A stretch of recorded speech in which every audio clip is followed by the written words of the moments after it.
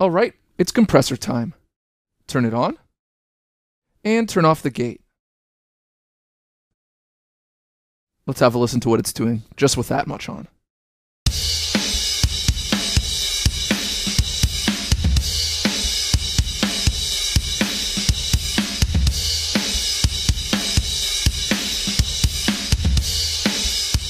Peak makes compressor respond to peaks in the audio instead of average loudness.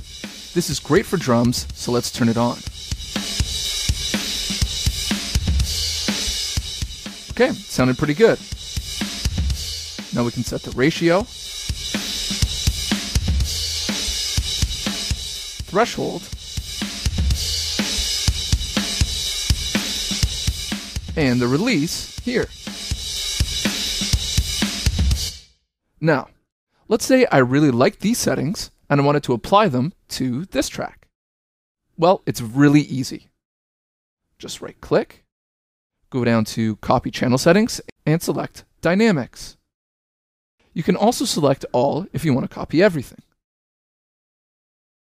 Now, right-click on the next track, and select Paste Channel Settings, Dynamics. And there we go. Now we can just fine-tune it a little bit if we need to. Okay, let's go back to the drums track and let's move to the EQ section. I'm just going to turn off the dynamics to make things a little easier to see. There we go.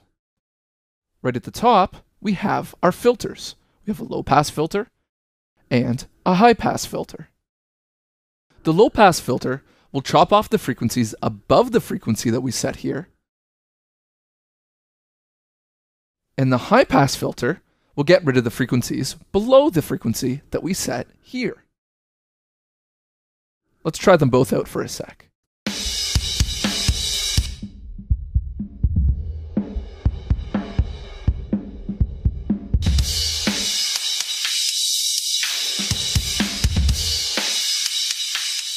Let's just use the low-pass filter and set it to around 8K or so.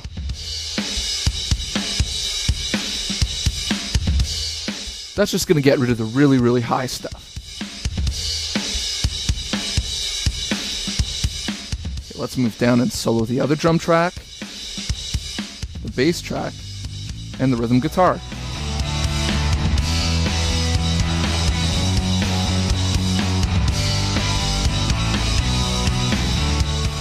Now let's try EQing this rhythm guitar sound.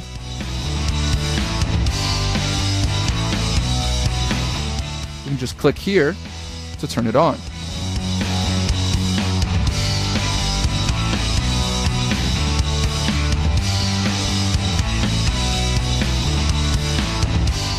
First off, let's try boosting the high frequencies a little bit.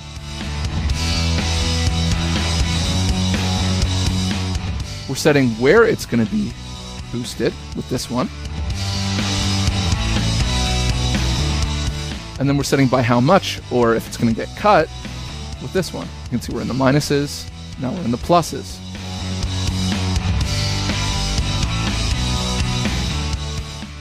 We can also change this high EQ and this low EQ from being a shelf, where you're changing a bunch of frequencies at once, to a more bell-like EQ shape, where it's targeting in on more specific frequencies just by turning on this bell button.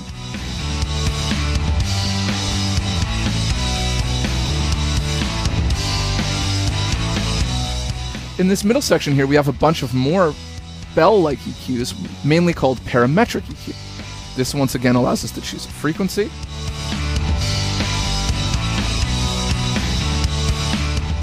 whether to boost or cut,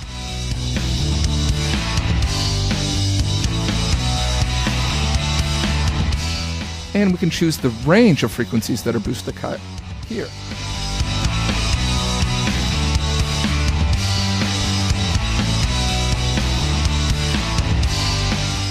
Sort of gets a little more jangly when we boost around 2K.